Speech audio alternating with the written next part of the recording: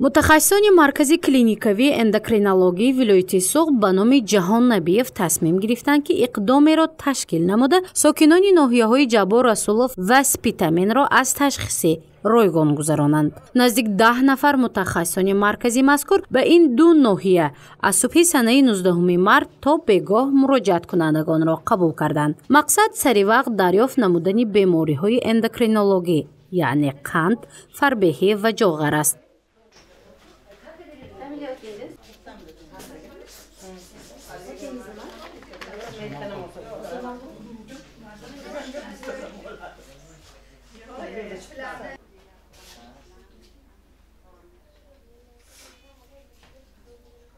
مقصد اساسی این گذرانی اکسیه دریافت نمودن بیماری دیابت قند که در آینده به یگان خیل عارضه ها بیماران به دکتران مراجعت نکنند برای پیشگیری کردن عارضه های بیماری دیابت قند. ما امروز تحلیل قند خون را به پررگی رایگان کرده ایستادیم. تا حاضر به 120 نفر بیماران قند خون رایگان گرفته شد.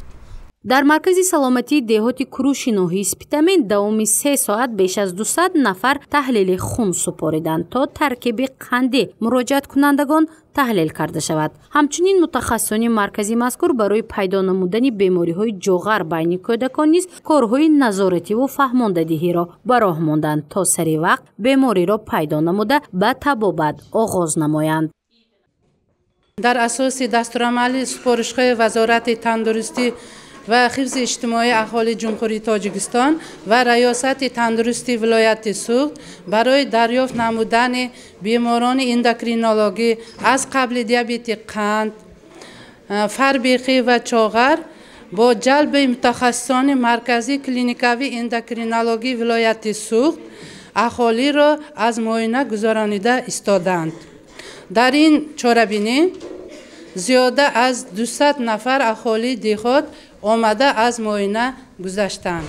مراجعت کنندگان از همه طبقه های اهالی بودند. کلانسالان و جوانان و حتی نابالغان با دکتران مرکز ها مراجعت کردند تا بیماری های فربهی و جاغر و قند را سری وقت آشکار نمایند. تحلیل های متخصصان نشان می‌دهد که شماره نورسان گرفتار به بیماری قند نیز سال تا سال زیاد شده است. از این رو بین نورسان نیز کارهای فهماندهی تشکیل و گذرانده شد.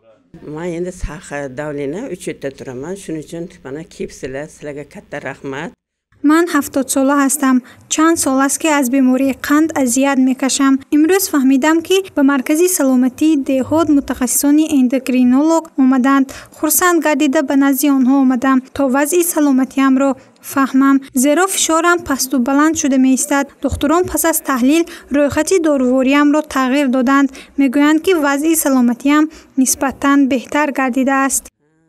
مرکز سلامتی دهات کروش به بیش از 16,000 نفر اهالی خدمت می رساند. در اینجا 7 نفر دکتران و 22 همشیره طب موجود می باشند که همه روزه برای سری وقت پیدا نمودن بیماری ها کاربری می کنند و از آن پیشگیری می نمایند.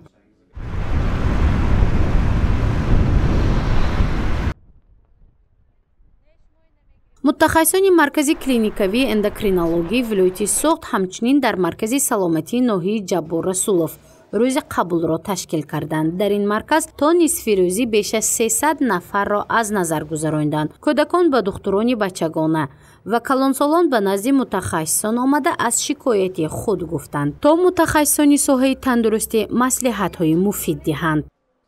در اینجا مانیتورینگ گذراندیم. یک چند نفر کودکان را حاضر قریب 30 نفر کودکان را معاینه گذراندیم و برای دریافت نمودن کسلی‌های قند و فربهی 40-50 نفر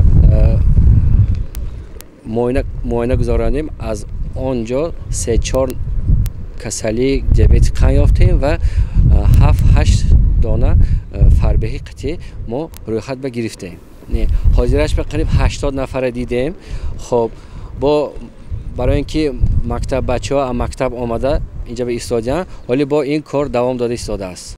در ناحیه جبار رسولوف نزدیک به 150,000 نفر اهالی زندگانی میکنند. از این رقم 716 نفر در روی خط بیماری‌های اندوکرینولوژی قرار دارند، یعنی گرفتاری بیماری قند هستند. امروز متخصصان برای دریافت این بیماری آمدند تا آنها را به قید گیرند و طبابت را آغاز نمایند. اقدام ما همین روز میباشد، همین روز در بر میگیرد. ما همگی 8 نفر متخصصان از مرکز کلینیک و اندوکرینولوژی ولایت سوخت سفربر شدیم. در بین ما تحلیلگرها هستند، دکتران اندوکرینولوژی کلان سالان و اینچنین دکتران اندوکرین کودکان نیز برای معاینه اهالی تشریف خود را آوردند. مقصد تشریف آوردیم برای دریافت نمودن بیماری دیابت قند، بیماری اساساً فربه‌ای و هم جاغر. عموما تمام نمودهای بیماری اندوکرینولوژی در بر میگیرد.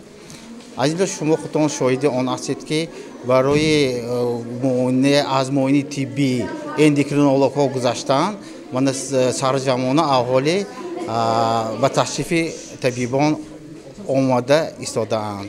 تحلیل‌های متخصصان مرکز اندوکرینولوژی ولایت سوخت به نام جهان نبیف نشان می‌دهد که حالا در ولایت بیش از 15,000 نفر به بیماری قند گرفتار می‌باشند. از این شماره 335 نفرشان را کودکان تشکیل می‌دهند. در جمهوری تاجیکستان شماره گرفتاران بیماری به قند بیش از 64,000 نفر است که آنها با مواد داروواری یعنی انسولین رایگان تامین کرده می‌شوند. این رقم یعنی گرفتاران بیماری قند در سطح جهان به 463 میلیون نفر برابر است که تا رفت شماره آنها می افزاید.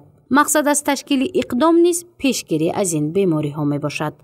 گزارش مفنوشکور و نسیم رحیمов، علی خوجه خوجایف برای برنامه اطلاعاتی خبر.